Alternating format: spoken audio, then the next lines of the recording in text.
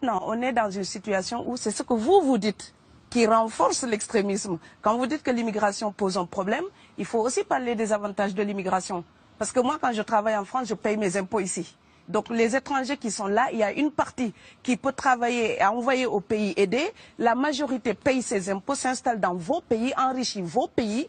Donc ce sont des citoyens productifs. Après, il faut voir, il y a une minorité qui vient, il y a des morts, certes. Mais je voulais souligner une chose. Le discours que vous avez, il est encore légitime tant que l'Afrique restera muette. Et moi, aujourd'hui, je voulais m'indigner pour le silence de l'Union africaine. Les gens là qui meurent sur les plages, et je mesure mes mots, si c'était des Blancs, la terre entière serait en train de trembler. Ce sont des Noirs et des Arabes. Alors eux, quand ils meurent, ça coûte moins cher. Ici, j'étais venu en 2008 et j'avais dit, l'Union européenne, avec ses flottes de guerre, avec son économie, je vous dis une chose, si on voulait attaquer nos pays ici en Occident, il y aurait des moyens de se défendre. Donc si on voulait sauver les gens dans l'Atlantique, dans la Méditerranée, on le ferait. Parce que les moyens qu'on a mis pour Frontex, on aurait pu les utiliser pour sauver les gens. Mais on attend qu'ils meurent d'abord. C'est à croire que le laisser mourir est même un outil dissuasif. Et je vais vous dire une chose, ça ne dissuade personne.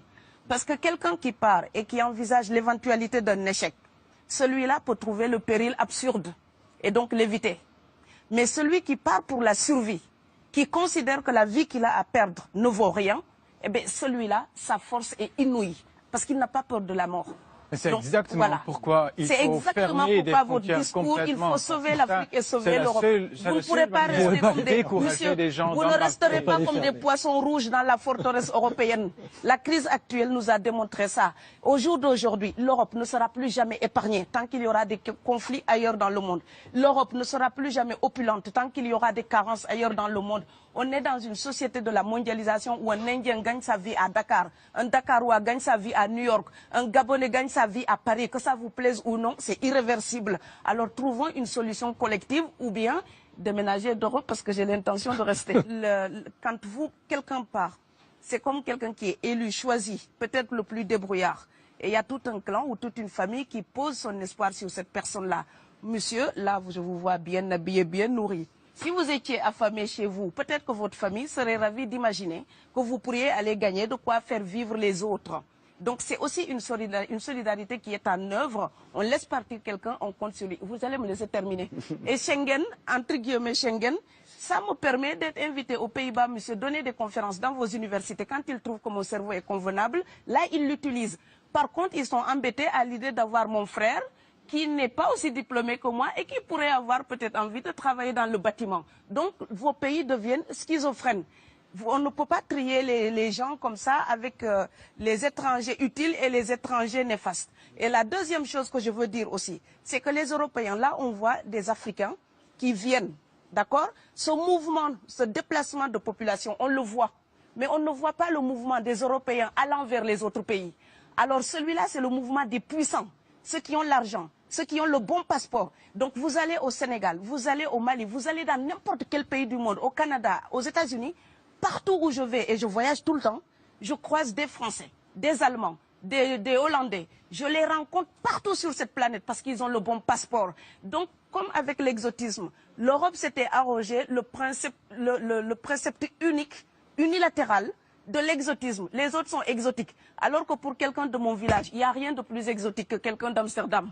Maintenant, pour l'étranger aussi, pour les voyages des temps modernes avec la mondialisation, quand les pauvres viennent vers vous, il y a des mouvements de foule qu'il faut bloquer. Mais quand vous, avec votre passeport et avec toutes les prétentions que cela donne, vous débarquez dans les pays du tiers-monde, là, vous êtes en terrain conquis. Donc, on voit les pauvres qui se déplacent, on ne voit pas les riches qui investissent dans nos pays. L'Afrique se développe à un taux entre 5 et 10%. Ce n'est plus de la progression, c'est de la surchauffe. Sauf que quand des pays du tiers-monde se développent et qu'ils n'ont pas les moyens pour gérer tout ça, il faut une ingénierie, il faut une formation, il faut des populations pour installer une démocratie. Là, cette surchauffe-là, vous avez besoin qu'on reste dominé pour servir de débouché à l'industrie européenne. Alors il faut arrêter l'hypocrisie. On sera riches ensemble ou on va se noyer tous ensemble. Et je pense que l'Afrique et l'Europe, par exemple, sont là comme des enfants qui se regardent à travers un miroir déformant. Il serait enfin temps qu'ils se respectent, enfin qu'elles se respectent suffisamment pour que l'Europe arrête de nous envoyer ses déchets industriels pour construire avec nous de véritables industries, pour que l'Europe participe à ce développement et que l'Afrique, 60 ans après les indépendances, arrête de dire c'est la faute des autres. Au bout d'un moment, indépendance, c'est responsabilité. Si nous sommes vraiment indépendants en Afrique, nous sommes aussi responsables de notre destin. Et ça ne se fera pas sans les Européens et l'Europe ne s'en sortira pas sans l'Afrique parce que sinon nous serons un boulet que vous traînerez. Donc ce monde-là est lié et je pense que l'entente, je rêve d'une entente, d'une fraternité. Oui, je sais, ça fait bisounours. Mais il me faut garder cette utopie-là pour garder le courage d'écrire toutes les nuits. Parce que j'ai fait le vent de l'Atlantique il y a bientôt 12 ans. Aujourd'hui, à l'époque, quand je parlais de dizaines de morts dans l'Atlantique, on me disait « tu exagères ». Maintenant qu'on les ramasse par milliers, je suis absolument triste de devoir réaliser tout simplement qu'en tant qu'auteur, je ne fais que répondre à l'injonction de Schiller. La dignité de l'homme est remise entre vos mains, gardez-la.